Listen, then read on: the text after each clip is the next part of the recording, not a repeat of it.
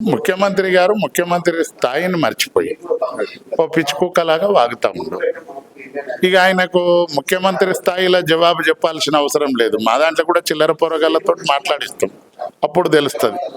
గౌరవం ఉండాలండి. నువ్వు ముఖ్యమంత్రివి, పెద్ద ఆయన ఒక మాజీ ముఖ్యమంత్రి, ఆయన పేరు ఉచ్చరించాల్సిన అవసరం నీకెందుకు? నీకు ప్రజలు అధికారం ఇచ్చారు. ఇంత పెద్ద రాష్ట్రాన్ని 15 ఏండ్లు కొట్లాడి తెచ్చుకున్న రాష్ట్రాన్ని నీ చేతిలో పెట్టారు ప్రజలు ప్రజాస్వామ్యబద్ధంగా.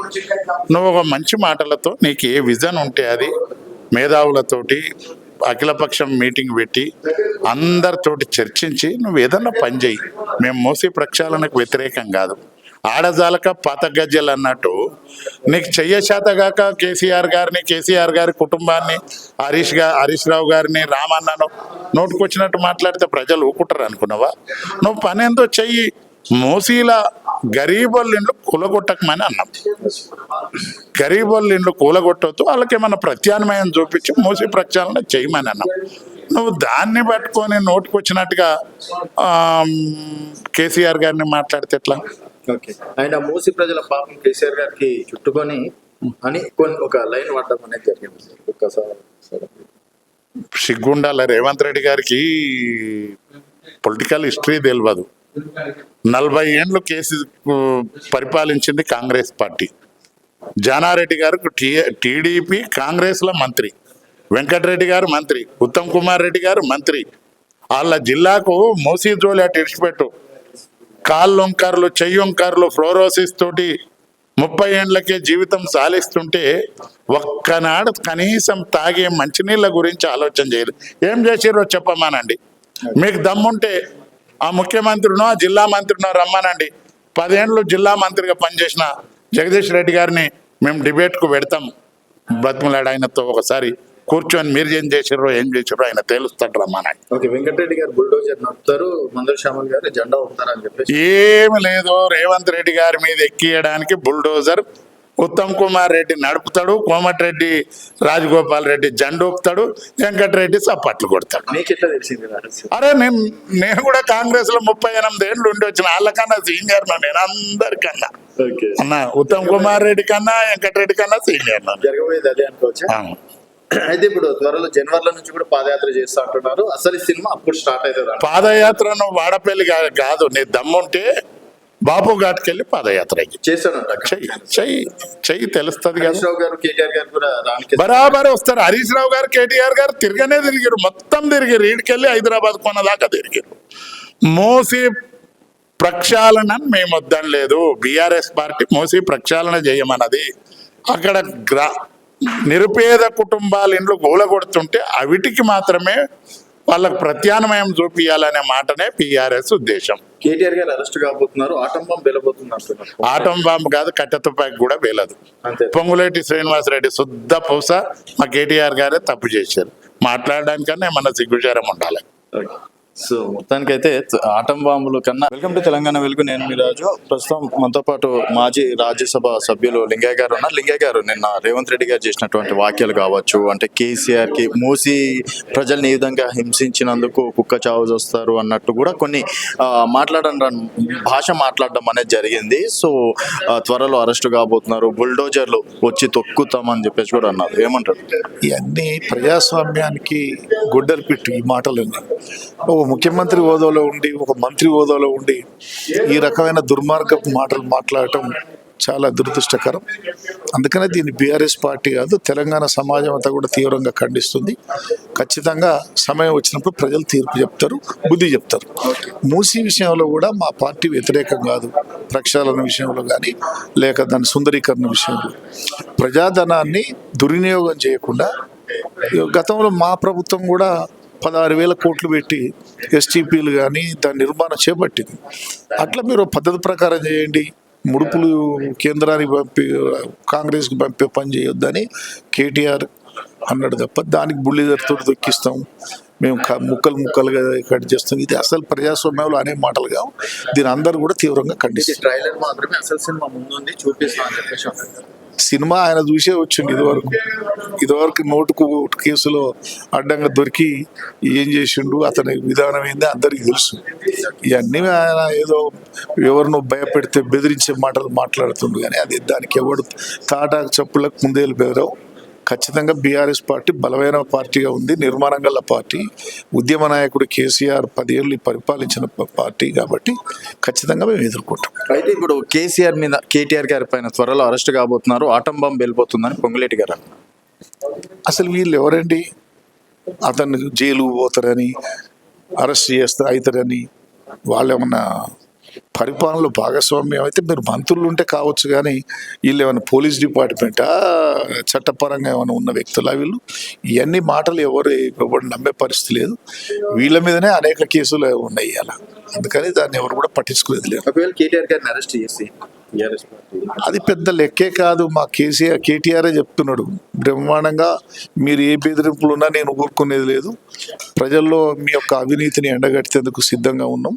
మేము ప్రతిపక్షంలో ఉన్న బీఆర్ఎస్ పార్టీ పేదల పక్షాన ఉంటుంది కాబట్టి మేము ప్రతిపక్షంగా ఖచ్చితంగా పేదల కోసం పార్టీ పరంగా పనిచేస్తాం, భయపడేది లేదని చెప్తాం. మలేషియాకి భయంతో వెళ్ళలేడు పోలే కదా, అంటే భయంతో వెళ్ళలేదు.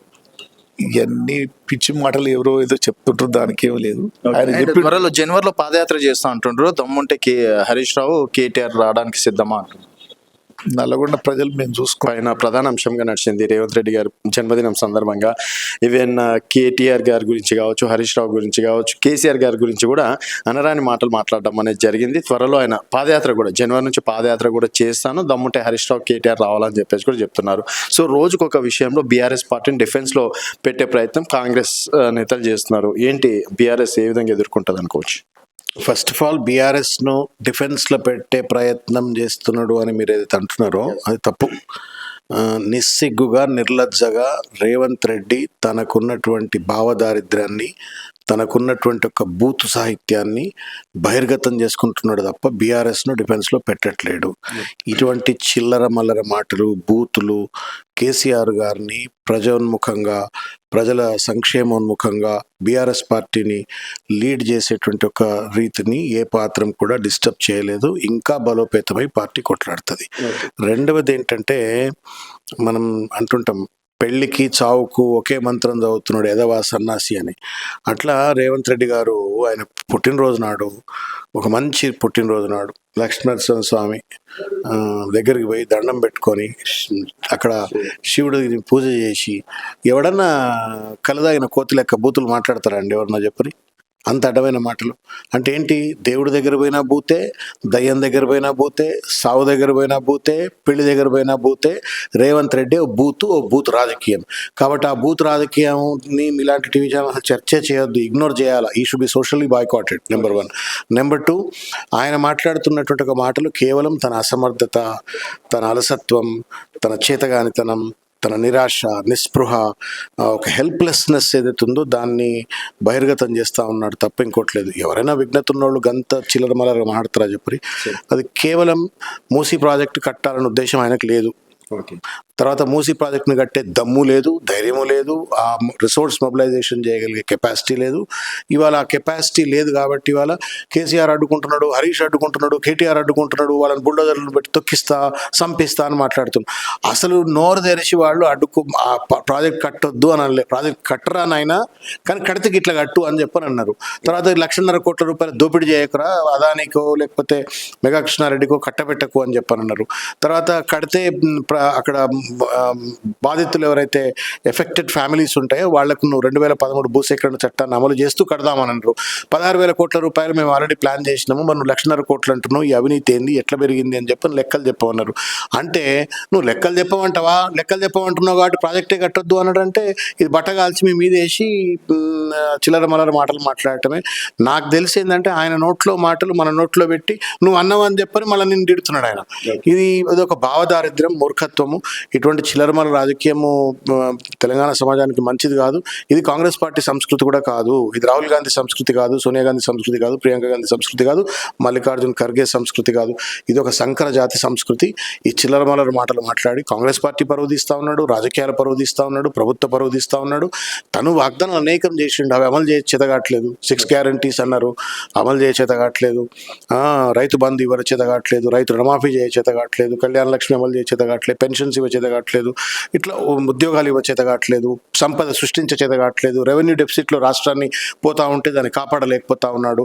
పరిపాలన చేతగాని సన్నాసులు మాత్రమే ఇవాళ ప్రతిపక్ష పార్టీల మీద ఇంత పెద్ద ఎత్తున బూతులు పాల్పడతాడు. నిన్నటిదాకా రేవంత్ రెడ్డి కూడా ప్రతిపక్షంలో ఉన్నాడు కదా, ఏం చేసినావు? నువ్వేదే పని చేసినావు కదా, అడిగినావు కదా, నువ్వు తప్పో ఒప్పు అడిగినావు. సరే, నువ్వంటే కమిషన్ల కోసం అడిగినావు, కాంట్రాక్ట్ల కోసం అడిగినావు, నీ ప్రెస్ మీట్లన్నీ ఏదో కమిషన్లు కాంట్రాక్ట్ల కోసం పెట్టుకున్నావు కాబట్టి నీ ముచ్చట వేరు. But then as an opposition what is the duty of BRS party? To question you, to ask on behalf the people. ఇవాళ మూసీ విషయంలో కావచ్చు, హైడ్రా విషయంలో కావచ్చు, అక్కడ ఉన్నటువంటి ఒక బాధితుల వీడియోలు నేను వినిపించమంటే వినిపిస్తా. కళ్ళు చెవులకి వెళ్ళి రక్తం వస్తుంది రేవంత్ రెడ్డికి. అంత బూతులు తిడుతున్నారు. దమ్ముంటే ఇక రా పో లా అని మాట్లాడుతున్నారు. నువ్వు ఆ భాష అంతా వాడు తిడుతున్నారు అని చెప్పని, ప్రజలు తిడుతున్నారు అని చెప్పని కేసీఆర్ తిడితే ఏమొస్తుంది? సార్, ఇప్పుడు కేటీఆర్ గారు ఈ రేసింగ్ కేసులో అరెస్ట్ అయ్యే అవకాశాలు ఏమైనా ఉన్నాయి అనుకోవచ్చా సార్? 200 కోట్లు, 55 కోట్లు అని రకరకాలుగా కోట్ల మీద కోట్లు పెరుగుతున్నాయి. అది ఒక అంతర్జాతీయ పటంలో ఒక సన్ రైజ్ సెక్టర్ను తెలంగాణకు తీసుకురావాలనేటువంటి ఒక ప్రయత్నం కేటీఆర్ గారిది. ఇప్పుడు తమిళనాడులో మ్యానుఫ్యాక్చరింగ్ సెక్టర్ ఉంది, కర్ణాటకలో ఐటీ ఇండస్ట్రీ ఉంది, తెలంగాణలో కూడా ఐటీ ఇండస్ట్రీ ఉంది. But there is a potential possibility to promote the EV automobile.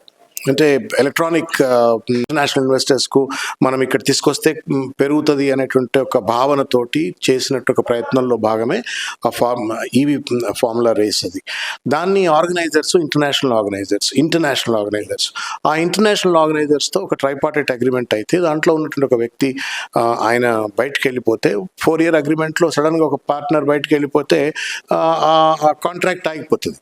Contract ఆగిపోతే రేస్ ఆగిపోవడం కాదు. మనం ఏదైతే ఒక విజన్ ఉండెనో, ఒక విజ్డమ్ ఉండెనో, మొత్తం అంతర్జాతీయ ఎలక్ట్రానిక్ వెహికల్ మ్యానుఫ్యాక్చరర్స్ను మనకు తెలంగాణకు తీసుకొచ్చి ఇక్కడ పెట్టుబడులు పెట్టించి ఉద్యోగాల కల్పన చేయించాలనేటువంటి ఒక విజన్ ఏముందో అది ఎక్కడ దెబ్బతిందో అని చెప్పని హెచ్ఎండిఏ ద్వారా 50 కోట్ల రూపాయలు ఏదైతే అగ్రిమెంట్ అమౌంట్ ఉండేనో అది ముతలు వాడికి ఇచ్చిండు. దేనికి ఇచ్చిండు? అదేదో వాడికి లంచం వేయలేదు, లేకపోతే అదే వాడు అగ్రిమెంట్ను కొనసాగించేందుకోసం నీకు అడ్వాన్స్ అమౌంట్ ఇస్తున్నారా, కాంట్రాక్ట్ క్యాన్సిల్ చేస్తా అన్నాడు. కాంట్రాక్ట్ క్యాన్సిల్ చేస్తే అరే చేయకరా నాయన, ఇగో పట్టు పెట్టుకో, తర్వాత ఇంకెవడో ఒకటి స్పాన్సర్. మనం కూడా చాలాసార్లు బయట చూస్తాం కదా, స్పాన్సర్ ఈవెంట్ ప్లాన్ చేసుకున్నాక స్పాన్సర్లను తెలాడతాం. ఒక 10 లక్షల రూపాయలు ఈవెంట్ ఉంటే 20,000, 10,000, 30,000, 50,000, లక్ష రూపాయలు ఇట్లా ఈవెంట్ తెలాడతాం. బట్ ఇక్కడ ఒక బిగ్ ఈవెంట్ స్పాన్సర్ అని ఒకటి చూసుకుంటాను, don't worry. But till then don't cancel this event. వాడికేమి తెలంగాణ ప్రభుత్వము, ఆంధ్రప్రదేశ్ ప్రభుత్వము, లేకపోతే ఇండియా ప్రభుత్వం అని ప్రేమల దోమలు ఉండవు కదా, వాడు అంతర్జాతీయ వేదిక అది. కాబట్టి అడ్వాన్స్ ఇచ్చిండు. నువ్వు అట్లెట్లు ఇస్తావు అని చెప్పని రేవంత్ రెడ్డి వాళ్ళ దాని వెనుక ఉన్న మోటో ఏంటి, దాని వెనుక ఏమైనా ప్రొసీజర్ ల్యాబ్స్ ఉందా, దాని వెనుక ఉన్న మోటో ఏంటి? Motto is to promote state of Telangana, motto is to attract investments in Telangana, that to EV sector. ఏ చైనానో లేకపోతే ఇంకే దేశాలు కాకుండా తెలంగాణ కూడా అద్భుతమైన మ్యానుఫ్యాక్చరింగ్ హబ్గా మారుతుంది అన్నట్టు ఉద్దేశంతో చేస్తే దాని రేవంత్ రెడ్డికి తెలియలేదు, పెట్టుబడులు తేలేడు, తెస్తున్న పెట్టుబడులను అడ్డుకుంటున్నాడు, ఒక నెగటివ్ మైండ్ సెట్. దాంతో వాళ్ళ రేవంత్ కేటీఆర్ను ఎట్లన్నా ఇబ్బంది పెట్టాలా, కేసీఆర్ని ఇబ్బంది పెట్టాలా అని చెప్పిన ఉద్దేశంలో భాగంగా కేసు పెడతా ఉండి ఒక శాడిస్ట్ తోటి. ఐ హోప్ ధర్మం ప్రివేల్ అవుతుంది, సత్యమే విజయతే. తప్పనిసరిగా పెడితే పెట్టొచ్చు కాక, జైలుకు పోతే పోవచ్చు కాక, కానీ అవి నిలబడే కేసులు కావు. అది there is nothing wrong in it. తప్పనిసరిగా కోర్ట్స్ విల్ అప్హెల్డ్. ఈ రేవంత్ రెడ్డిని ముఖం బలగొట్టినట్టుగా మళ్ళీ కేటీఆర్ బయటకు వస్తాడు. తప్పనిసరిగా ఆయనను ప్రజాక్షేత్రంలో నిలదీస్తారు. పొంగులేటి చెప్పిన ఇదే అనుకోవచ్చా, ఇంకా వేరే? నేను ఒక విషయం చెప్తా బ్రదర్, ఈ అసలు ఆటం బాంబులు, బూతులు, ఇది డెమోక్రాటిక్ లాంగ్వేజ్ కాదండి. ఇది నేను ఆటంబాంబులు పటాకుల కంపెనీ నడుపుతున్నాడండి పొంగులేటి పటాకుల కంపెనీ, చిచ్చుబుడ్ల కంపెనీ నడుపుకుంటున్నా ఏమన్నా? ఏం భాష అది? దమ్ముంటే పొంగులేటి రైతు రుణమాఫీ చేయి, దమ్ముంటే రైతు బంధు వెల్కమ్ టు తెలంగాణ వెలుగు. ప్రస్తుతం మనతో పాటు సుధీర్ రెడ్డి గారు ఉన్నారు, ఎల్బీ నగర్ ఎమ్మెల్యే.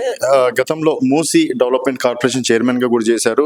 సార్ చెప్పండి, మీరు గతంలో మూసీ డెవలప్మెంట్ కార్పొరేషన్ గా చేశారు. ఇప్పుడు మూసీ గురించి రేవంత్ రెడ్డి గారు 1,00,000 కోట్లు పెట్టి అదొక చిరకాల స్వప్నము, దాన్ని ఎవరైనా అడ్డుకుంటే మాత్రం డెఫినెట్ గా బుల్డోజర్ పెట్టి తొక్కిస్తా అని చెప్పేసి అంటున్నారు. సో మూసీ అనేది గతంలో మీరు చేశారు, బట్ ఇప్పుడు కూడా వాళ్ళు చేయబోతున్నారు. అండ్ డెవలప్మెంట్ మంచినీరుగా మారే అవకాశాలు ఎంతవరకు ఉన్నాయంటారు? అంటే మీరు చేసిన మిస్టేక్స్ ఏమైనా ఉన్నాయనుకోవచ్చా? అంటే మూసీ నదిని ప్రక్షాళన ప్రారంభించింది బీఆర్ఎస్ పార్టీ కేసీఆర్ గారి నాయకత్వంలో. నేను ఉడా చైర్మన్గా ఉన్నప్పుడు కేసీఆర్ గారు ప్రారంభించారు.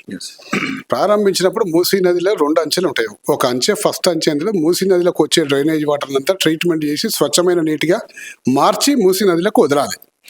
ఆ కార్యక్రమాన్ని మాజీ ముఖ్యమంత్రి గారు కేసీఆర్ గారు 4,000 కోట్ల రూపాయలతోటి 32 ఎస్టీపీల నిర్మాణాన్ని శ్రీకారం చుట్టిండ్రు. దాదాపు ఒక 7-8 ఎస్టీపీలు మన పూర్తి అయిపోయినాయి. ఇంకొక 6 నెలల్లో మిగతా ఎస్టీపీలు పూర్తి అయిపోతాయి. హైదరాబాద్లో రోజు 2,000 MLD సివేజ్ అంటే sewage water, drainage water generate అవుతుంది. ఆ జనరేట్ అయిన వాటర్ అంతా 1,250 MLD ట్రీట్మెంట్ కోసం ఈ 3,800 కోట్ల రూపాయలు పెట్టిండ్రు. పాత యొక్క 500-600 ట్రీట్మెంట్ ప్లాంట్లు ఉన్నాయి. కాబట్టి దాదాపు 2,000 MLDలో దాదాపు 1,800 MLD స్వచ్ఛమైన నీరుగా మార్చి మూసీ నదిలోకి వదులుతారు. మూసీ నదిలోకి ఆ వాటర్ వదిలినప్పుడే మూసీ నది కొంచెం ప్రక్షాళన ప్రారంభమైనట్టు. దాని తర్వాత ఆ లోపుగా అన్ని పూర్తయ్యే లోపల ఈ మూసీ నదిలో ఉండే సిల్ట్ని అంతా తీసేయాలి. అంటే కొన్ని 40-50 సంవత్సరాలుగా డ్రైనేజ్ వాటర్ సిల్ట్ అంతా ఉంది. ఆ సిల్ట్ని అంతా తీసేసేసి దూరంగా తరలించాలి. తరలించినప్పుడు ఆ స్వచ్ఛమైన వాటర్ వస్తే, స్వచ్ఛమైన వాటర్ ప్రవహిస్తున్నప్పుడు వాతావరణం దుర్గంధపూరితంగా ఉండకుండా స్వచ్ఛంగా మారే అవకాశం ఉంటుంది. అదే నీళ్లు కిందికి నల్గొండకు పోతాయి. ఈ వాటర్ నల్గొండకు పోవడం వల్ల రైతాంగ యంత్రం నల్గొండ ఇక్కడికి నుంచి మొదలు పెట్టుకుంటే నల్గొండ జిల్లాలో వాడేపల్లి దగ్గర కలిసేదాకా కూడా ఉన్న ఈ బెల్ట్లో అందరు రైతాంగం అంతా కూడా సంతోషంగా ఉంటారు. సో అది చేయకుండా డైరెక్ట్ RBX కొట్టి మీకు డబల్ బెడ్రూమ్ ఇస్తున్నారు, రేపు పొద్దున ఖాళీ చేయండి మీరు అని చెప్పడం, దౌర్జన్యం చేయడం, లేకపోతే తొక్కిస్తా అని చెప్పడం, పండబెట్టి తొక్కుతా అంటాడు, వంగబెట్టి గుద్దుతా అంటాడు, పేగులు మెడలు వేసుకుంటా అంటాడు. ఇవన్నీ ఇవన్నీ ఎందుకు? ముఖ్యమంత్రి గారి స్థాయిలో ఉన్నప్పుడు భాష మంచిగా వాడాలి, ఆయన రోల్ మోడల్గా ఉండాలి. కానీ అంతేగాని ఎవరిని దొక్కుతాడు, ఎవరిని చేస్తాడు నాకు అర్థం కాదు. పొద్దున్న లేస్తే కేసీఆర్ గారు, KTR గారు నామస్మరణం తప్ప వేరే లేదు. వ్యక్తిగత కక్షలతోటి వాళ్ళని టార్గెట్ చేయాలి, వాళ్ళని జైలుకి పంపాలని అనేక రకాలుగా ప్రయాసాలు చేస్తున్నాం. అది మంచి పద్ధతి కాదని ముఖ్యమంత్రి గారు చెప్తున్నాం. ఓకే సార్, ఆయన త్వరలో ఆటం బాంబు వెళ్తుందని చెప్పేసి పొంగులేటి గారు అంటున్నారు కదా సార్, KTR గారు అరెస్ట్ అయ్యే అవకాశాలు ఉన్నాయని చెప్పేసి. అంటే ఇప్పుడు ఆటం బాంబు పేలితే అంటే ఎవరినో ఒకటి అరెస్ట్ చేద్దామంటే వీళ్ళు ప్రణాళిక చేస్తున్నట్టుగా, వాళ్ళని అరెస్ట్ చేయాలని ఒక ప్లానింగ్ చేస్తున్నట్టుగా. అదే దాని మీద దృష్టి బదులు రాష్ట్ర ప్రజలకు ఇచ్చిన వాగ్దానాల మీద దృష్టి పెట్టమని మేము అడుగుతున్నాం. ఏం చేసిందండి? ఎన్ని వాగ్దానాలు చేసిండు, ఎన్ని చేసిండ్రు? 100 రోజులు చేస్తాను యాదగిరిగుట్ట స్వామి మీద ఒట్టు పెట్టిండ్రు. ఒట్టు పెట్టి ఇలా చేసినాక ఇలా ఏం చేస్తుండండి? కోమటిరెడ్డి వెంకటరెడ్డి గారు నెక్స్ట్ కూడా రేవంత్ రెడ్డి గారు సీఎం ఉంటారు, అప్పుడు మూసీ ప్రక్షాళన ఇంకా బాగా జరుగుతుంది. వెల్కమ్ టు తెలంగాణ వెలుగు, నేను మీ రాజు. ప్రస్తుతం మనతో పాటు కుర్వ విజయ్ గారు ఉన్నారు, బీఆర్ఎస్ పార్టీ సీనియర్ నాయకులు, అలాగే స్పోక్ పర్సన్. విజయ్ గారు చెప్పండి, అంటే మీరు ఒక బీసీ బిడ్డగా ఇప్పుడు కులగణన చేపడుతున్నాము, దేశంలో ఎవ్వరు చేయనటువంటి కులగణనని మేము చేసి చూపిస్తున్నామని నిన్న రాహుల్ గాంధీ గారు కూడా చాలా గర్వంగా చెప్పుకోవడం అనేది జరిగింది. సో బీసీ కులగణన ద్వారా బీసీలకి నిజంగా న్యాయం జరుగుతుందని చెప్పేసి అనుకుంటున్నారా? అంటే కాంగ్రెస్ పార్టీ వాళ్ళు, కాంగ్రెస్ పార్టీ నాయకత్వము, ముఖ్యమంత్రి రేవంత్ రెడ్డి గారి యొక్క ధోరణి బీసీల పట్ల ఏ రకమైనటువంటి మోసపూరితమైన ధోరణి ఉందో మనం ఒకసారి చెప్పడానికి, ఈ తెలంగాణ ప్రభుత్వంలో, కాంగ్రెస్ ప్రభుత్వంలో ఎంతమంది బీసీలు క్యాబినెట్ మంత్రులుగా ఉన్నారు? దానికి ముఖ్యమంత్రి సమాధానం చెప్పాలి, రాహుల్ గాంధీ గారు సమాధానం చెప్పాలి. మీరు బీసీల గురించి మాట్లాడి బీసీలతో ఓట్లు వేయించుకొని ఈరోజు అధికారంలోకి వచ్చిన తర్వాత ఇలా బీసీలను ఏ రకంగా తొక్కి పెడతా ఉన్నారో అర్థమవుతా ఉంది. క్యాబినెట్లో ఎంతమంది బీసీల కులాలకు సంబంధించినటువంటి జనాభా దామాషా ప్రకారంగా మీరు ఆ దామాషా ప్రకారంగా సమానమైనటువంటి వాటా ఇవ్వాలనుకుంటే బీసీలకు ఎంత వాటా ఉంటే అంత మంత్రి పదవులు ఇవ్వండి మీరు. అదేవిధంగా తెలంగాణ ప్రభుత్వం ఏర్పడిన తర్వాత ముఖ్యమంత్రి రేవంత్ రెడ్డి గారి నేతృత్వంలో దాదాపుగా 35-40 కార్పొరేషన్ చైర్మన్లు ఇచ్చినారు. ఏ చైర్మన్లు ఎంతమంది బీసీలకు ఇచ్చారో చెప్పాలి ముఖ్యమంత్రి రేవంత్ రెడ్డి గారు చెప్పాలి, రాహుల్ గాంధీ గారు చెప్పాలి, కాంగ్రెస్ అధిష్టానం స్పందించాలి దీని మీద. PCC అధ్యక్షులు ఒక్కడు బీసీ అని చెప్పేసి ఆయన ఒక్కడే అనుకుంటే కాదుగా, ఎంతమంది ప్రభుత్వంలో బీసీలకు ప్రాతినిధ్యం కల్పిస్తా ఉన్నారు ఇవాళ మీరు చెప్పండి. మీరు ఈరోజు మీరు చెక్ చేసుకోండి. మీరు ఈరోజు రాష్ట్ర ప్రభుత్వంలో ఉన్నటువంటి అడ్వైజర్లు చూడండి, రాష్ట్ర ప్రభుత్వం ముఖ్యమైన కమిషన్లు చూడండి, అదేవిధంగా తెలంగాణ పబ్లిక్ సర్వీస్ కమిషన్ కూడా చూడండి, చైర్మన్ చూడండి. ఎవరు ఏ కులాలు ఉన్నారు ఒకసారి అర్థం చేసుకోవాలి మీరు. ఒక బీసీలో ఏదో రాహుల్ గాంధీ గారు వస్తున్నారు, వీళ్ళు రాసి స్క్రిప్ట్ చదువుతున్నారు, వెళ్తున్నారు, కానీ బీసీలకు ఎంతమందికి మీరు ఈ ప్రభుత్వంలో ప్రాతినిధ్యం వహించినారు? ఈరోజు ఏం న్యాయం జరగదంటారా? బీసీలకు వీళ్ళు ఏ రకమైన ప్రాతినిధ్యం, ఏ రకమైన న్యాయం చేయరు వీళ్ళు. ఈరోజు మన ఎమ్మెల్సీలు ఇచ్చారు, ఎంతమంది బీసీలకు ఎమ్మెల్సీలు ఇచ్చారు? ఎంతమందికి రాజ్యసభలు ఇచ్చారు బీసీలకు? ఎంతమందికి? అంటే ఈ రాష్ట్రంలో ఒకరికి ఇచ్చేటువంటి వాటానే ఉన్నారా బీసీ వాటా? ఇలా మీరు చెప్తున్నారు 42% బీసీలకు రిజర్వేషన్ ఇస్తామంటున్నారు కదా. మీరు ఇప్పుడు వచ్చేటువంటి ఎన్నికల తర్వాత సంగతి, ఉన్నటువంటి పదవులలో, ప్రభుత్వ నామినేటెడ్ పదవుల్లో బీసీల మీరు చెప్పినటువంటి 42% వాటాను మీరు కల్పించండి. మీరు అప్పుడు మీ చిత్తశుద్ధి తెలుస్తుంది. అంతే తప్ప ఇవాళ ఏదో మీరు బీసీలకు ఏదో ఉరగబెడుతున్నారని. ముఖ్యమంత్రి గారి చుట్టూ ఎంతమంది బీసీలు ఇవాళ? ముఖ్యమంత్రి గారి యొక్క ఆలోచనలు ఎంతమంది బీసీలు అమలు చేస్తున్నారు ఇలా? ఇది కాంగ్రెస్ పార్టీ బీసీలను, ఈ రాష్ట్రంలో ఉన్న అన్ని వర్గాల ప్రజలను మోసం చేసేటువంటి ఒక మోసపూరితమైనటువంటి వ్యక్తి రేవంత్ రెడ్డి. బీసీల వ్యతిరేకి రేవంత్ రెడ్డి, తెలంగాణ వ్యతిరేకి రేవంత్ రెడ్డి, తెలంగాణ ఉద్యమకారుల వ్యతిరేకి రేవంత్ రెడ్డే. ఈరోజు కర్ణాటక ఎన్నికల్లో చూసినాడు, గతంలో ఆయన ప్రచారంలో చెప్పాడు రెడ్ల గురించి ఏ రకంగా మాట్లాడాడు చూసినారు అందరూ, ప్రపంచం మొత్తం చూసింది, మీడియాలు ఉన్నాయి, అన్ని యూట్యూబ్లలో ఉన్నాయి, వీడియోలు రికార్డులు ఉన్నాయి. రికార్డులు చెడిపోయేటివి. నువ్వు బీసీల పట్ల నీ యొక్క కపట ప్రేమ ఏ రకంగా ఉందో మాకు తెలియదా? మా పట్ల మేము కాంగ్రెస్లో ఉన్నప్పుడు మా పట్ల నువ్వు ఏ రకంగా బిహేవియర్ చేసినావు, ఏ రకంగా నీ యొక్క స్పందన ఉందో మాకు తెలియదా? ఎంతమంది బీసీలను మీరు ఇప్పుడు ఉమ్మడి మహబూబ్నగర్ జిల్లా ఉందండి, ఎంతమంది బీసీలకు టికెట్లు ఇచ్చారు మీరు? ఎంతమంది బీసీలు ఈరోజు శాసనసభలో ఉన్నారు? ఎందుకు క్యాబినెట్లో లేరు ఇవాళ? ఇవన్నీ విషయాలు చర్చిస్తే వాస్తవ విషయాలు బయటకు. మీరు ఒక మహబూబ్నగర్ జిల్లా వాసిగా, రేవంత్ రెడ్డి గారు కూడా మహబూబ్నగర్ జిల్లానే కాబట్టి, ఉమ్మడి మహబూబ్నగర్ జిల్లానే కాబట్టి, సో జిల్లాకి ఏమైనా ప్రాధాన్యత ఇచ్చారనుకోవచ్చా? దాదాపుగా సంవత్సరం అవుతుంది కదా. వాస్తవానికి స్వాతంత్రం వచ్చిన తర్వాత రెండవసారి పాలమూరు బిడ్డ ముఖ్యమంత్రి అయిండు అని చెప్పేసి కొద్దిమంది అనుకున్నారు. నాకు తెలుసు, నేను కాంగ్రెస్లో ఉన్నప్పటి నుంచే ఆయన పట్ల నాకు ఒక రకమైన అభిప్రాయం ఉంది. ఆయన మహబూబ్నగర్ జిల్లాని కానీ, తర్వాత అనుకుని కానీ, బీసీలను కానీ ఎవరిని కూడా ఆయన దగ్గరికి రానివ్వడు. ఈరోజు మహబూబ్నగర్ జిల్లా నుంచి నువ్వు ముఖ్యమంత్రి అయినావు, దాదాపుగా 12 స్థానాలు నీకు కాంగ్రెస్కి కట్టబెట్టారు ప్రజలు. మరి ఈరోజు దాదాపుగా 11 నెలలు అయిపోయింది, 11 నెలలు, రేపటికి 11 నెలలు పూర్తవుతాయి, సంవత్సరం కావస్తా ఉంది. ఉమ్మడి మహబూబ్నగర్ జిల్లాలో నేను ఛాలెంజ్ ఇస్తున్నా రేవంత్ రెడ్డి గారికి, కాంగ్రెస్ పార్టీ అధిష్టానానికి, కాంగ్రెస్ పార్టీ నాయకత్వానికి. ఏ వ్యక్తి ముఖ్యమంత్రి ఉన్నా ఆ జిల్లాకు చాలా పెద్ద ఎత్తున నిధులు తీసుకెళ్ళి ఆ జిల్లాని సర్వతోముఖాభివృద్ధి చెందడం కోసం పాటుపడేటువంటి గతంలో ఉన్నటువంటి అనేక మంది ముఖ్యమంత్రులను చూసినటువంటి పరిస్థితి. రాజశేఖర రెడ్డి గారు కావచ్చు, చంద్రబాబు నాయుడు గారు కావచ్చు, కిరణ్ కుమార్ రెడ్డి గారు కావచ్చు, ఇంకా ఎవరైనా అని ఉమ్మడి ఆంధ్రప్రదేశ్ నుంచి ఆనాడు నుంచి నేటి వరకు కూడా ఆ పరంపర కొనసాగుతూ ఉంది. మరి ఎలా ఉమ్మడి మహబూబ్నగర్ జిల్లాకు మీరు ఛాలెంజ్ ఇస్తున్నాను ఈ ప్రభుత్వాన్ని నేను. ఒక్కటంటే ఒక ప్రాజెక్టు మీరు ఏం స్టార్ట్ చేశారు, ఏది పనులు స్టార్ట్ అయినాయి, ఏది గ్రౌండింగ్ అయిందో చర్చకు సిద్ధమా కాంగ్రెస్ వాదులు? ముఖ్యమంత్రి రేవంత్ రెడ్డి గారు సిగ్గుండాలి కొంచెం ఏమన్నా. మా పాలమూరు అని చెప్పి మాకే సిగ్గు అనిపిస్తూ ఉంది, మా పాలమూరు అని చెప్పుకోవడం అంటే. ఏ రకమైనటువంటి డెవలప్మెంట్ యాక్టివిటీస్ మీరు చేశారు, ఎక్కడ చేశారు మీరు? చూపించండి ఒక్కటంటే ఒకటి.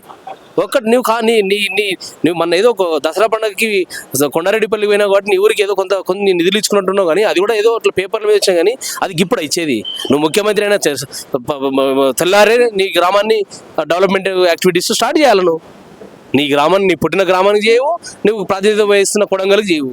ఏం చేశారు మీరు? కొడంగల్కి వెళ్దాం, మీరు పోయి ప్రజాభిప్రాయ సేకరణ చేద్దాం. ముఖం మీద ఊస్తురు ఇలా ముఖ్యమంత్రి రేవంత్ రెడ్డిని. దీనికోసమా రేవంత్ రెడ్డి మా జిల్లా నుంచి ముఖ్యమంత్రి, మా జిల్లా వాస్తవుడని అని చెప్పుకోవాలని అంటే సిగ్గుపడతా ఉన్నారు ఇవాళ పాలమూరులో. మీరు పబ్లిక్ ఒపీనియన్ తీసుకోండి, మీరు ప్రజాభిప్రాయ సేకరణ చేయండి. ఆయన మీద ఎవరి విషయం విపరీతమైనటువంటి తిట్టుడే తప్ప ఆయన తిట్టించుకోనికే ముఖ్యమంత్రి అయినట్టుంది, కానీ అభివృద్ధి చేయనికే ముఖ్యమంత్రి అయినట్టు అనిపిస్తలేదు మాకు ఇది. కాబట్టి ఆయన పాలమూరు అని చెప్పుకోవడమే ఇలా అసలు అది ఒక ఊరుసారి వెళ్ళి ఒకసారి పాలమూరు అంటాడు, ఒకసారి రంగారెడ్డి జిల్లా బిడ్డ అని అంటాడు, ఇప్పుడు వికారాబాద్ బిడ్డ అని అంటాడు, అసలు నీవు ఒకసారి మల్కాజిగిరి బిడ్డ అని అంటాడు. అసలు ఏ జిల్లా బిడ్డవో నువ్వు తెలుసుకోను ఫస్ట్ అని నీ ముఖ్యమంత్రి గారికి నేను ఈ సందర్భంగా సూచిస్తాను వారికి. కానీ పాలమూరు రంగారెడ్డి ఎత్తిపోతల పథకం ఉంది. అలా కేసీఆర్ గారు పెద్దలు, తెలంగాణ తొలి ముఖ్యమంత్రి గారు పాలమూరు రంగారెడ్డి పథకాన్ని ప్రారంభించి 90% పనులు పూర్తి చేసి ఈరోజు సాగునీరు ఇవ్వడానికి సిద్ధంగా ఉన్నటువంటి ప్రాజెక్టుని అది పూర్తయితే కేసీఆర్ గారికి ఏడ పేరు వస్తుందో అనే ఒక దుర్బుద్ధితో ఈరోజు ముఖ్యమంత్రి రేవంత్ రెడ్డి గారు ఆ పాలమూరు రంగారెడ్డి పథకానికి పడక వేసినటువంటి పరిస్థితి ఇవాళ మనం చూస్తాం. ఎక్కడ పోయింది మరి పాలమూరు రంగారెడ్డి? ఆనాడు కాంగ్రెస్ ప్రభుత్వాలు ప్రారంభించినటువంటి నెట్టెంపాడు కావచ్చు, జూరాల కావచ్చు, కోయిల్సార్ కావచ్చు, కల్వకుర్తి కావచ్చు, భీమా కావచ్చు, అనేక ప్రాజెక్టులని పూర్తి చేసి కేసీఆర్ గారు ఈరోజు ఉమ్మడి మహబూబ్నగర్ జిల్లాలో దాదాపుగా 15 లక్షల ఎకరాలకు కొత్త ఆయకట్టును నిర్మించినటువంటి ఒక స్ఫూర్తి దాత, ఒక రైతు బిడ్డ, రైతు బాంధవుడు ఇలా కేసీఆర్ గారు. ఈ మహబూబ్నగర్ జిల్లా అంటేనే కరువులు, మహబూబ్నగర్ జిల్లా అంటేనే ఏ బస్ స్టాండ్లో చూసినా ఈరోజు ఆ రోజు ఆ ఉద్యమంలో జరుగుతప్పుడు, తెలంగాణ ఉద్యమం జరుగుతప్పుడు బాంబాయికి బస్సులు ఉండేటి పని చేసుకోవడానికి పోయేవాళ్ళు, వలసలు పోయేవాళ్ళు. ఈరోజు వలసల జిల్లా నుంచి ఈరోజు మైగ్రేషన్కి వచ్చింది అలా, మైగ్రేషన్ నుంచి ఇరిగేషన్కి వచ్చింది అలా. ఏమి చేయలేదు ఆయన, ఏం చేయడు కూడా మాకు తెలుసు ఆయన గురించి. ఆయన నైజం తెలుసు. ఆయన ఎంతసేపు ఉన్నా దోచుకోవాలా, దాచుకోవాలా. ఈరోజు పెద్ద ఎత్తున అవినీతికి తెరలేపిన మా నాయకుడు కేటీఆర్ గారు ఇప్పుడే ప్రెస్ మీట్ చెప్పారు. ఇలా కొడంగల్ లిఫ్ట్ ఇరిగేషన్ పథకం తీసుకొచ్చి ఎవరికి ఇచ్చారు? East India company. ఆ రోజు నువ్వు చెప్పినావు మెగా కృష్ణారెడ్డికి, ఆయనకి ఇచ్చినావు. కానీ అది 1100 కోట్ల రూపాయలతో పనులు స్టార్ట్ చేయాలని ఆ రోజు తెలంగాణ తొలి ముఖ్యమంత్రి కేసీఆర్ గారు జీవో ఇస్తే నువ్వు చేసింది ఏంది? ఇలా 4,800-900 కోట్లకు దాన్ని ఎస్కలేషన్ చేసి అలా దాదాపుగా 4,000 కోట్ల రూపాయలు ఇలా దోపిడీ చేసుకున్నటువంటి పరిస్థితి తీసుకొచ్చారు. రాఘవ కన్స్ట్రక్షన్ కావాలి, పొంగులేటి శ్రీనివాసరెడ్డికి ఒక పార్టు, ఈరోజు మెగా కృష్ణారెడ్డికి, రేవంత్ రెడ్డికి ఒక పార్టు పంచుకున్నారు. ఇలా తెలంగాణ అంటేనే ఈరోజు దాచుకోవడం, పంచుకోవడం అంతే తప్ప వీళ్ళు చేసేది ఏమీ లేదు, చేయరు కూడా లేదు. ఓకే, సో తెలంగాణ మొత్తానికి ఇప్పుడు రేవంత్ రెడ్డి గారు అవినీతి అక్రమాలు చేస్తున్నారని చెప్పేసి కూడా కుర్వ విజయ్ గారు, వినయ్ భాస్కర్ గారు ఉన్నారు, మాజీ ఎమ్మెల్యే. సో వినయ్ భాస్కర్ గారు మన పొంగులేటి గారు మాట్లాడుతూ వరంగల్ ని 2వ రాజధానిగా చేస్తాము, గత ప్రభుత్వంలో వరంగల్ మొత్తం అసౌతంగా మారింది అని చెప్పడం అనేది జరిగింది. సో మీరు దాదాపుగా 4-5 సార్లుగా ఎమ్మెల్యే కూడా గెలిచారు. ఇప్పుడు కాంగ్రెస్ పార్టీతో సాధ్యం అనుకోవచ్చా? ఈరోజు కాంగ్రెస్ మాటలకు చేతలకు చాలా వ్యత్యాసం ఉంటుంది. ఉదాహరణ చెప్పాలంటే 6 గ్యారెంటీలు 420 హామీలు ఇచ్చారు. 100 రోజులలో ఇవి చేస్తాం, అది చేస్తాం అన్నారు. ఒక్క గ్యారెంటీ కూడా సరిగా చేయక కేవలం మహిళలకు ఉచిత ప్రయాణం అన్నారు. అది కూడా నిత్యం మహిళలు ప్రయాణించే సర్వీసులను కానీ ఆ రూట్లను కానీ రద్దు చేసి ఈరోజు మహిళలకు కూడా ఇబ్బంది పెడుతున్నారు. ఆ రవాణా మీద ఆధారపడుతున్నటువంటి పేదలు అంటే అనేక సంవత్సరాలుగా లక్షలాది మంది జీవనోపాధిగా మరి ఆటోలు నడుపుతున్నటువంటి కార్మికులను కూడా రోడ్డు మీద చేసిండ్రు. ఈరోజు ఉన్నటువంటి పరిస్థితులను 2వ రాజధాని వరంగల్ అని చేస్తామని శ్రీనివాస్ రెడ్డి గారు అన్నదాన్ని మేము స్వాగతిస్తూనే ఈరోజు 10 నెలల పాలనలో వరంగల్కు 2వ రాజధాని చేసేదానికి ఎన్ని నిధులు ఇచ్చిందని ప్రశ్నిస్తున్నా. ఈ రోజు ఇచ్చినటువంటి నిధులకు కూడా దాన్ని మరి అక్కడ రద్దు చేస్తూ ఈరోజు దాన్ని కూడా మళ్ళిస్తున్న పరిస్థితి. ఈరోజు మేము ఒకటే వీళ్ళని డిమాండ్ చేస్తున్నాం. మా హయాంలో తెచ్చినటువంటి ఐటీ రంగాన్ని కేటీఆర్ గారి ఆధ్వర్యంలో వారు చొరవ తీసుకొని 2 టైర్ సిటీస్లలో మరి ఐటీ రంగాన్ని అభివృద్ధి చేశారు. సుమారు 10 కంపెనీలు వచ్చినాయి, మహీంద్రా టెక్ లాంటిది. ఇవన్నీ కూడా ఇప్పుడు ఈ 10 నెలల్లో మళ్ళీ వాపస్ పోతున్నాయి.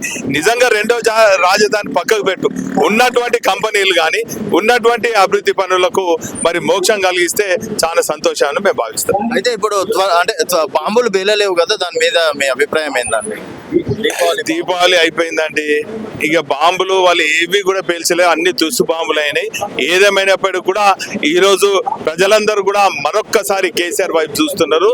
మరి కేసీఆర్ పాలన కావాలంటున్నారు. అందుకే ఈరోజు చూసినట్టయితే మొన్న జరిగినటువంటి ఎన్నికల్లో మరి ఉభయ కమ్యూనిస్ట్ పార్టీలు వాళ్ళకి మద్దతు తెలిపిండు. ఈరోజు ఆటో ధర్నాలను చూస్తే అదే కమ్యూనిస్ట్ పార్టీలు 10 నెలల్లో మరి వాళ్ళ అమలు కానీ హామీలు ఇచ్చిండ్రు అని చెప్పి ఆ పార్టీకి దూరమై ఈరోజు మా పార్టీతో కలిసి పనిచేస్తారు. అయితే వాళ్ళు అంటే ఏదైనా మంచి చేద్దామంటే మీరు బీఆర్ఎస్ బీజేపీ వాళ్ళు అడ్డుపడుతున్నారు అని చెప్పేసి అంటున్నారు. మూసీ దగ్గర పాదయాత్ర కూడా చేస్తా అంటున్నారు రేవంత్ రెడ్డి గారు. ఈరోజు మంచి పనులు చేయాలని మేము డిమాండ్ చేస్తున్నాం. 10 ఏళ్ల పాలనలో మేము మంచి పనులు చేసి అనేక పనులు చేసి మేము చూపెట్టినాం. 10 నెలల్లో ఒక్క పని కూడా వాళ్ళు చేయలేని నిస్సాయ స్థితిలో ఉన్నారు. పాదయాత్ర మీద మీ అభిప్రాయం? ఖచ్చితంగా అంటే మేము రేవంత్ రెడ్డి గారి పాదయాత్ర గురించి నేను ఎందుకు మాట్లాడతాను? కేటీఆర్ గారి పాదయాత్ర కావాలని చెప్పి ప్రజలందరూ కూడా ఎదురు చూస్తున్నారు. కేటీఆర్ గారి పాదయాత్ర ప్రారంభిస్తే ప్రజలు అడుగు అడుగున వారికి స్వాగతం తెలుపుతారు, విజయవంతం. ఖచ్చితంగా ఖచ్చితంగా ఖచ్చితంగా ఖచ్చితంగా. సో కేటీఆర్ గారి పాదయాత్రతో మరో సీఎం అవుతారని చెప్పేసి కూడా దాసం వినయ్ భాస్కర్ గారు చెప్తారు. ఇది దాసం వినయ్ భాస్కర్ గారితో స్పెషల్. వెల్కమ్ టు తెలంగాణ వెలుగు, నేను మీ రాజు. ప్రస్తుతం మనతో పాటు వాసుదేవ్ రెడ్డి గారు ఉన్నారు, మాజీ కార్పొరేషన్ చైర్మన్, అలాగే బీఆర్ఎస్ పార్టీ సీనియర్ నాయకులు. వాసుదేవ్ రెడ్డి గారు, కేసీఆర్ గారు మెడిసిన్ ఎక్స్పైర్ డేట్ అయిపోయినటువంటి మెడిసిన్ లాంటోడు, తనతోటి ఎటువంటి ఉపయోగం లేదు, ఇంకా బీఆర్ఎస్ పార్టీ పాతాళంలో తొక్కబడిపోయింది అని చెప్పేసి అంటున్నారు. ఎంతవరకు నిజం అనుకోవచ్చు? దాదాపుగా వాళ్ళు సంవత్సరం పరిపాలన మీద ప్రోగ్రెస్ రిపోర్ట్ కూడా తయారు చేస్తున్నారు, వాళ్ళు సక్సెస్ చేసినాయన్ని. కేసీఆర్ గారు ఎక్స్పైర్ మెడిసిన్ కాదు, ఆయన ఇన్స్పైర్డ్ లీడర్. ఇన్స్పైర్డర్ అంటే చాలామందికి ఆదర్శవంతమైన నాయకుడు కేసీఆర్ గారు ఈ రాష్ట్రంలో. వారు చేసిన 9.5 సంవత్సరాల పరిపాలనలో అనేకం వారు చేసిన అభివృద్ధి కళ్ళ ముందు కనిపిస్తూ ఉన్నది. ఎందుకు నేను ఇన్స్పైర్డ్ లీడర్ అంటా ఉన్నానంటే, వారి not only chief minister KCR is a Telangana agitator, Telangana founder. KCR ఒక ముఖ్యమంత్రే కాదు, గతంలో సెంట్రల్ మినిస్టర్ చేసిండు, గతంలో అనేక శాఖ మంత్రులు చేసిండు కావచ్చు, అది వేరు. కానీ తెలంగాణ అనే ఒక రాష్ట్రాన్ని దశాబ్దాల పాటు వెనుకబాటుకు గురైన ఈ తెలంగాణ రాష్ట్రంలో అనేక మంది అనేక రకాలుగా తెలంగాణ రాష్ట్ర సాధన కోసం కృషి చేసినా కూడా రాని రాష్ట్రాన్ని సాధించిన ఘనుడు కేసీఆర్. కాబట్టి కేసీఆర్ ఏదో అయిపోయిన మెడిసిన్ అని తెలంగాణ రాష్ట్రం రాలేదంటున్నారు. కేసీఆర్ ఒక్కడు కష్టపడ్డదిగా అని నేను అంటలేను. కేసీఆర్ గారు అనే నాయకుడు తెలంగాణ అనే పదాన్ని తీసుకొచ్చి 2001లో మలిదశ తెలంగాణకు అంకురార్పణ కనుక చేయకుండే తెలంగాణ రాష్ట్రం రాకపోయేది, రాకుండా ఉండేది. మరి గతంలో అనేక మంది, చెన్నారెడ్డి గారు తెలంగాణ ఉద్యమాన్ని ప్రారంభించారు, అనేక మంది మేధావులు తెలంగాణ ఉద్యమంలో డెఫినెట్గా తెలంగాణ కోసం ప్రయత్నం చేశారు. కానీ తెలంగాణ రాష్ట్రం రాలేదు కదా. 1969లో 360 మంది చనిపోయినరు, కానీ తెలంగాణ రాలేదు కదా. కేసీఆర్ అనే నాయకుడు ఒక రాజకీయ పార్టీ దారనే, రాజకీయ ప్రక్రియ దారనే తెలంగాణ రాష్ట్రం సాధించగలమనే ఒక విశ్వాసంతో టీఆర్ఎస్ పార్టీని స్థాపించి ఆ పార్టీ ద్వారా ఉద్యమాన్ని ముందుకు తీసుకెళ్ళిండు. సో కాబట్టి ఇలా కేసీఆర్ అనే నాయకుడు లేకుండే ఇలా రేవంత్ రెడ్డి గారు ముఖ్యమంత్రి కాకుండే, ఇలా కిషన్ రెడ్డి గారు సెంట్రల్ మినిస్టర్ కాకుండా, ఇలా బండి సంజయ్ సెంట్రల్ మినిస్టర్ కాకుండా. ఎందుకంటే ఒక రాష్ట్రం ఏర్పడ్డది అంటే కేసీఆర్ పాత్ర చాలా పెద్దది, దాంట్లో మిగతా వాళ్ళ పాత్ర కూడా ఉన్నది. కానీ కేసీఆర్ లాంటి అంత పెద్ద పాత్ర లేదు, అందరిది చిన్న పాత్రే. కేసీఆర్ పెద్దన్న పాత్ర పోషించిండు కాబట్టే ఇలా తెలంగాణ రాష్ట్రం సాధించగలిగిన. ఆ సాధించిన తెలంగాణలో మీరందరూ కూడా ఇలా ముఖ్యమంత్రులు అవుతా ఉన్నారు, సెంట్రల్ మినిస్టర్ అవుతా ఉన్నారు. దాన్ని విస్మరించొద్దు అని నేను అంటా ఉన్నాను. మరి అట్లాంటి తెలంగాణలో ఎందుకు అవినీతి, కాళేశ్వరం అవినీతి, భూముల అవినీతి, పేదల బతుకుల అవినీతి, ప్రతి ఒక్కటి అవినీతి చేసిండ్రు అంటున్నారు కదా. ఇప్పుడు తెలంగాణ ఇగో మన పచ్చ కామెరలోకంతా లోకమంతా పచ్చగానే కనిపిస్తుంది అన్నట్టు, కాంగ్రెస్ ప్రభుత్వంలో ఉన్న పెద్దలకు, కాంగ్రెస్ నాయకులకంతా కూడా వాళ్ళు అవినీతి చేసింది కాబట్టి వాళ్ళకు మొత్తం గత ప్రభుత్వం చేసిందంతా కూడా అవినీతి అని చెప్తా ఉన్నారు. అవినీతి అని మాట్లాడేటోళ్ళు గత ప్రభుత్వంలో కూడా వాళ్ళు ఇంపార్టెంట్ శాఖలకు చెక్కటాయించారు. బీఆర్ఎస్లో కూడా కొంతమంది ఎంపీలుగా ఉన్నారు, ఎమ్మెల్యేలుగా ఉన్నారు. మరి ఈనాడు కాంగ్రెస్లకు పోయినారు, మరి వాళ్ళు కూడా అవినీతి అంటారు, వాళ్ళ పాత్ర కూడా ఉన్నట్టేనా? సో నేను ఏమంటా ఉన్నానంటే, మీరు పాలన చేతగాక ప్రభుత్వం మీద ఏదో బట్టగాల్చి మీద వేయాలని అవినీతి భయం చేసిరు, లేకపోతే దోచుకున్నారు, దాచుకున్నారు అని అంటా ఉన్నారు కదా. మరి మీరు 11 నెలల కాలంలో, ఈ 11 నెలల కాలంలో తెలంగాణ ప్రజలకు చేసింది ఏంది? ఒకటి చెప్పగలుగుతారా? ఈ రాష్ట్రంలో 11 లక్షలు ఎలా 2 లక్షల రుణమాఫీ, ఇప్పుడు 2 లక్షల రుణమాఫీ కాక రైతులు గగ్గోలు పెడతా ఉన్నారు, గ్రామాల్లో ఆందోళన చేస్తూ ఉన్నారు. ఇప్పటికే రుణమాఫీ కాక అనేక మంది రైతులు ఆత్మహత్య చేసుకున్నారు. పూర్తి స్థాయిలో రుణమాఫీ ఇప్పటికీ చేయలేదు. అదేవిధంగా ఇలా ఉచిత బస్సు అని చెప్పిండ్రు, ఆ ఉచిత బస్సు పేరు మీద మీరు బస్సుల సంఖ్య పెంచకపోవడం వల్ల అనేక మంది ప్రయాణికులు ఇబ్బంది పడి కొట్టుకుంటున్న సందర్భం. ఆ బస్సుల సంఖ్య పెంచుతలేరు. మూడో అంశం ఏంటి అంటే, ఇలా రాష్ట్ర సంపదను పెంచుతా అని చెప్పారు. రాష్ట్ర సంపదను పెంచకుండా సంపదను దోచుకునే కార్యాచరణను ఇలా కాంగ్రెస్ నాయకులు రేవంత్ రెడ్డి గారితో సహా అందులో ఉన్న మంత్రులంతా కూడా చేస్తూ ఉన్నది, కళ్ళ ముందు కనిపిస్తూ ఉన్నది. దానికి నిదర్శనమే కదా మీ యొక్క ప్రాంతంలో ఉన్న ప్రాజెక్టుల విషయంలో కావచ్చు, అదేవిధంగా మూసీ ప్రాజెక్టుకు 1,50,000 తీసుకొచ్చి దాన్ని ఏదో పునర్జీవన పథకం చేస్తామని చెప్పిన స్కీమ్ కావచ్చు, ఇవన్నీ కూడా దాని వెనుక ఒక నిగూఢమైన అర్థం దాగి ఉన్నది. అదే అవినీతి, అక్రమం, దాచుకోవాలి, దోచుకోవాలి, మూటలు ఢిల్లీకి పంపాలి. కాదు, మూసీ దాని కోసం పాదయాత్ర చేస్తున్నారు రేవంత్ రెడ్డి గారు. మూసీనాథ్ కోసం ఎక్కడ పాదయాత్ర చేస్తున్నావు రేవంత్ రెడ్డి గారు? నువ్వు మూసీ ద్వారా నష్టపోయే ప్రజానికం ఎక్కడున్నారు? నువ్వు ఎక్కడ పాదయాత్ర చేస్తున్నావు? నీకు చిత్తశుద్ధి ఉంటే ఈ హైదరాబాద్ ప్రాంతంలో ఎక్కడెక్కడైతే నష్టపోతా ఉన్నారో పేద ప్రజలు అక్కడ ఒక్కసారి కాలు పెట్టి చూడు, అక్కడ పాదయాత్ర చేస్తూ నీకు దమ్ముంటే. నువ్వు మూసీ చివర్లో అక్కడెక్కడనో అసలు ప్రజలకు నష్టం జరిగిన కాడికి పోయి పాదయాత్ర నువ్వు చేసేది ఎంత? 6 కిలోమీటర్లు. ఎన్ని రోజులు చేస్తా ఉన్నావు? 6 కిలోమీటర్లు ఎన్ని గంటలు నడుస్తారు నువ్వు? గదా పాదయాత్ర? దాన్ని కాదు, నువ్వు ఒక 4 రోజులు తీసుకో పాదయాత్ర.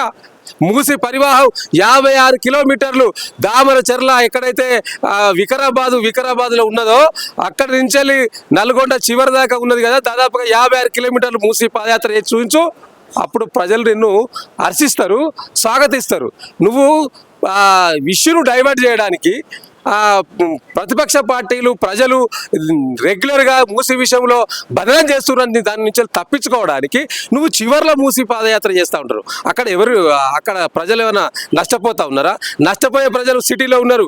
ఇక్కడ నీకు దమ్ముంటే ఒకసారి పాదయాత్ర చేస్తూ రేవంత్ రెడ్డి గారు, తెలుస్తుంది నీకు ప్రజలు ఏ విధంగా సన్మానం చేస్తారో. కాబట్టి ఈ పాదయాత్ర పేరు మీద మూసిని లూటిఫికేషన్ చేయడానికి ప్రయత్నం తప్పితే నిజంగా చిత్తశుద్ధి ఈ యొక్క ప్రభుత్వాన్ని కానీ ముఖ్యమంత్రి కానీ లేదని స్పష్టంగా కనిపిస్తా. ఇంకోటి, వరంగల్కి 2వ రాజధాని అంట. మీరు వరంగల్ జిల్లాకు చెందిన వారే కాబట్టి 2వ రాజధాని ప్లస్ విమానాశ్రయం కూడా వస్తుంది అంటుంది. సంతోషం, 2వ రాజధాని చేస్తే సంతోషం, స్వాగతిస్తాం. కానీ విమానాశ్రయం అనేది ఇప్పటి నుంచే కాదు, ఎప్పటి నుంచో నిజాం కాలంలోనే వరంగల్లో విమానాశ్రయం దాన్ని పునరుద్ధరించాలని డెఫినెట్గా ఆనాటి బీఆర్ఎస్ ప్రభుత్వం కూడా ప్రయత్నం చేసింది. అది ఒక కొలిక్కి వచ్చిందని మీరు చేస్తూ ఉన్నట్టు కనిపిస్తూ ఉన్నది. రెండవది, ఇలా మీరు 2వ రాజధాని చేసే ముందుగా మీరు బడ్జెట్లో వరంగల్ ప్రాంతానికి ఎంత నిధులు కేటాయించారు, వరంగల్ను ఏ రకంగా అభివృద్ధి చేయడానికి ప్రణాళిక తీసుకున్నారో ముందు అది చెప్పండి. దానికి ₹1 కేటాయించకుండా, వరంగల్ సిటీని అభివృద్ధి చేయించకుండా, వరంగల్ జిల్లాను అభివృద్ధి చేయించకుండా 2వ సిటీ చేస్తాం, 2వ నగరం చేస్తాం, 2వ రాజధాని చేస్తాం అని వట్టిగా మాటలతోటి కోటలు కట్టకండి. గతంలో ఎన్నికలప్పుడు కూడా మాటలతోటి కోటలు కట్టిర్రు. ప్రజలకు మేము ఏమో చేస్తాం, ఏదో చేస్తామని ప్రజలు భావించారు. మీరు ఏం చేయలే, మీతోటి ఏం కాలే. అది ఈ దూరే కాదు అంటే ఏదో అన్నట్టు చాత్రం ఉన్నట్టు మీతోటి ఏం కాదనేది ప్రజలు భావించారు. ఇప్పుడు ఈ 11 నెలల్లో సంవత్సరం అయిపోయింది. ఇస్తారన్న హామీలు ఏది నెరవేర్చలేదు. రైతులకు ఇస్తారన్న రైతు భరోసా ఎగ్గొట్టిండ్రు, రైతు కూలీల భరోసా ఎక్కించారు, కౌలుదారులకు ఇస్తారన్నది ఎగ్గొట్టిండ్రు. అదేవిధంగా ఇలా 18 సంవత్సరాలు నిన్న మహిళలకు స్కూటీలు ఇస్తున్నారు, ఆ స్కూటీలు ఇవ్వలేదు. 2,000 నుండి 4,000 రూపాయలు పెన్షన్ చేస్తా అన్నారు, ఆ పెన్షన్ చేయలేదు. 6 గ్యారంటీల పేరు మీద 13 అంశాలు ఇచ్చి వాటితో పాటు 400 హామీలు ఇచ్చి ఇలా ప్రజలను మోసం చేసింది కాంగ్రెస్ ప్రభుత్వం. కాబట్టి ఇది ప్రజల ముందట ఉన్నది. మీరు చేసినవన్నీ కూడా నీటి మీద తేలాడే యొక్క పేపర్ లెక్కనే కనిపిస్తూ ఉన్నది. కాబట్టి ప్రజలపైన మీకు చిత్తశుద్ధి లేదు. మీకు చిత్తశుద్ధి అంతా కాంగ్రెస్ నాయకుల జేబులు ఎట్లా నింపుకోవాలని ఒక చిత్తశుద్ధి తప్పితే ప్రజలకు మంచి చేయాలని చిత్తశుద్ధి ఈ యొక్క కాంగ్రెస్ ముఖ్యమంత్రి గారికి కనిపిస్తలేదు. సో మొత్తానికి అయితే మొదటగా పాదయాత్ర చేయాల్సింది మూసీ నది బాధితుల దగ్గర చేయాలని చెప్పేసి కూడా వాసుదేవ రెడ్డి గారు ఛాలెంజ్ చేశారు. మరి ఈ ఛాలెంజ్ ని కాంగ్రెస్ నాయకులు ఏ విధంగా స్వీకరిస్తారో చూడాలి. అలాగే కేంద్ర ప్రభుత్వంలో నుండి రావాల్సినటువంటి మన తెలంగాణ వాటా మీద, ఆ బడ్జెట్ మీద, తర్వాత పునర్విభజన చట్టంలో ఉన్నటువంటి 35 హామీల దృష్టి సారించి మరి ప్రజల అభివృద్ధి మేము కాంక్షిస్తూ ఉన్నాం. ఆ పనులు చేయమని చెప్పి ఆయనకు సూచనలు చేస్తూ ఉన్నాం. ఓకే, సో కేసీఆర్ అనేటోడు అయిపోయిన మెడిసిన్ కాదు. సో